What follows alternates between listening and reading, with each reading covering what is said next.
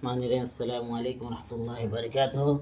مشاہدین کرام، آج انشاءاللہ العظیم لائے نفی جنس کے اسم کے متعلق گفتگو کریں گے۔ لائے نفی جنس کسے کہتے ہیں، اس کا اسم کتنی طرح کا ہوتا ہے؟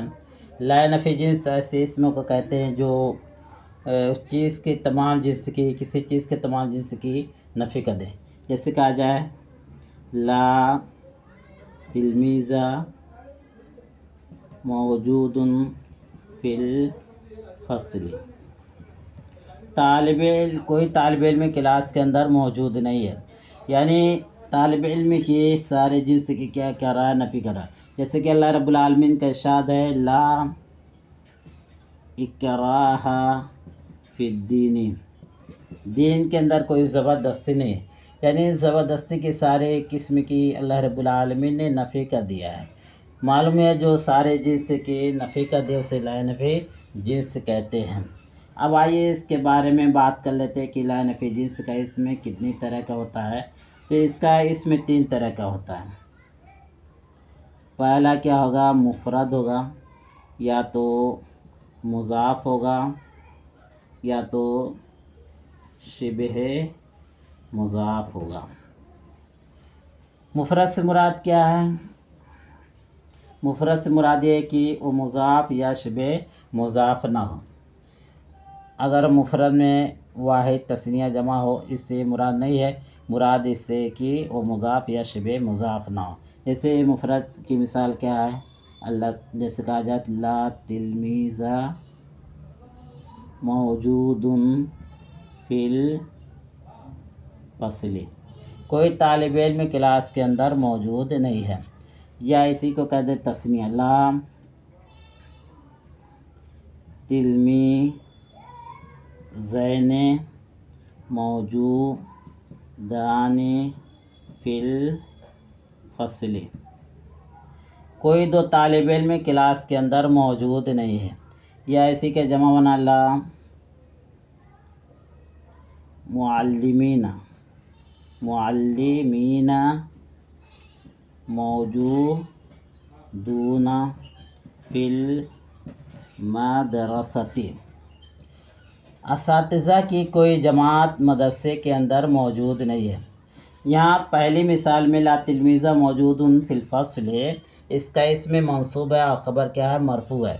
یہاں نصب کی علامت فتح ہے، اسی لیے کہ لا تلمیذ واحد ہے، اور لا تلمیذین میں نصب کی علامت یا ما قبل مفتوح ہے، اور دوسرے موجودانے میں رفع کی علامت الف ہے۔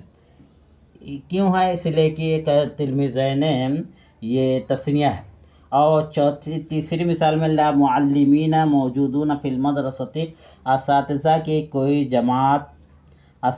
کوئی جماعت مدرسے کے اندر موجود نہیں ہے۔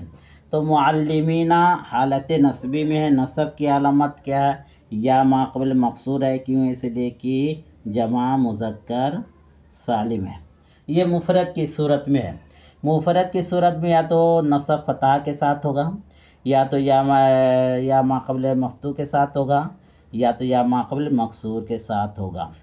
اور اسی طریقے سے لائے نفی جنس کا دوسرا اسم جو ہوتا ہے مضاف ہو، اور اضافت جو ہوگی ہمیشہ نکرہ کی طرف ہوتی ہے۔ جیسے کہا جائے لا طالب علم مذموم، علم کا کوئی طلبگار برا نہیں ہے۔ تو لا طالبہ یہ لا کا اسم ہو رہا ہے، مضاف ہے، طالب مضاف ہے، علم جو ہے مضاف ہے، مضاف ہے مل کر کے آ جائے گا، لا کا اسم ہو جائے گا، اور مضمومن کیا آ جائے گی، لا کی خبر ہو جائے گی۔ اضافت کی جا رہی ہے نکرہ کی طرف۔ اور اسی طریقے سے کہا جائے لا طالب علم مذمومان،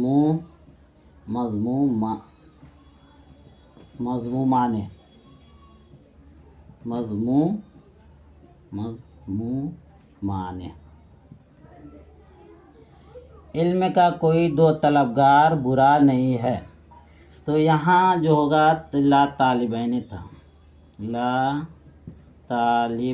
تھا، اضافت کی وجہ سے اس کا نون جو ہوگا تثنیہ کا نون گر گیا. اور اسی طریقے سے کہا جائے لا معلمی مدرستن، لا معلمی مدرستن موجودون. مدرسہ کے اساتذہ کی کوئی ٹولی کوئی جماعت موجود نہیں ہے. تو اس کا دوسرا جو لا نفی جنس کا اسم مضاف کی شکل میں لا طالب علم مضموم، لا طالب علم مضمومان یا لا معلمی مدرسۃ موجودون، اس کا جو اسم ہے منصوب ہے اور اس کی جو خبر ہے مرفوع ہے. یہ ہو گیا مفرد کی شکل میں اور مضاف کی شکل میں. اور شبہ مضاف کسے کہتے ہیں؟ شبہ مضاف کہتے ہیں جس طریقے سے مضاف اپنے مضاف الیہ کا محتاج ہوتا ہے، اسی طریقے سے جو شبہ مضاف ہوگا اپنے بعد والے اسم کا محتاج ہوتا ہے. جیسے کہا جائے لا داعین الی الخیر، بھلائی کی طرف بلانے والا کوئی داعی، بھلائی کی طرف کو بلانے والا کوئی داعی نہیں ہے. تو لا داعین، یہ لا کا اسم داعین ہے اور الی الخیر جار مجرور سے مل کر اسے داعین کا متعلق ہو جائے گا. یا کہا جائے لا تالین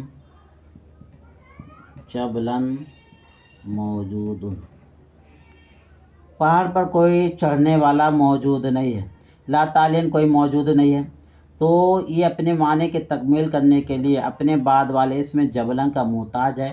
اسی طریقے سے لا داعین اپنے بعد والے اسم الی الخیر کی کا محتاج ہے. معلوم ہوا لا نفی جنس کا اسم یا تو مفرد ہوگا یا تو مضاف ہوگا یا شبہ مضاف ہوتا ہے. اب آئیے بات کر لیتے ہیں کہ لا نفی جنس کا عمل کب باطل ہو جائے گا. لا نفی جنس کے عمل باطل ہونے کے لیے 3 شرائط بیان کیے جاتے ہیں. 3 شرط ہے اس کے عمل کے باطل ہونے کے لیے. پہلا باطل ہونے کے لیے شرط یہ ہے کہ لا نفی جنس کا اسم کیا ہو جائے؟ معرفہ ہو جائے. جیسے کہا جائے لل مومن موجود، تو یہ لا کا عمل کیا ہو گیا؟ باطل ہو گیا. کیوں باطل ہو گیا؟ اس لیے کہ لا کا جو اسم ہے یہ معرفہ ہے، اور جب معرفہ ہوتا ہے تو لا نفی جنس کا اسم کیا ہو جاتا ہے؟ باطل ہو جاتا ہے. یہاں ابھی کیا ہوگی؟ یہ المومن مبتدا ہو جائے گی اور موجودن کیا ہو جائے گی؟ خبر ہو جائے گی. تو اس کے باطل ہونے کے لیے پہلی شرط بیان کی گئی ہے کہ لا نفی جنس کا اسم کیا ہو جائے؟ معرفہ ہو جائے. یا دوسری شرط یہ بیان کی جاتی ہے کہ لا نفی جنس کے اسم اور خبر کے درمیان اگر کوئی فاصلہ آ رہا ہے تو اس لا نفی جنس کا اسم عمل جو ہوتا ہے باطل ہو جاتا ہے. جیسے کہا جائے لا بیننا سارق ولا کاذب، ہمارے درمیان کوئی چور اور نہ کوئی جھوٹا ہے. تو لا نفی جنس کے اسم کے درمیان کیا آ گیا ہے؟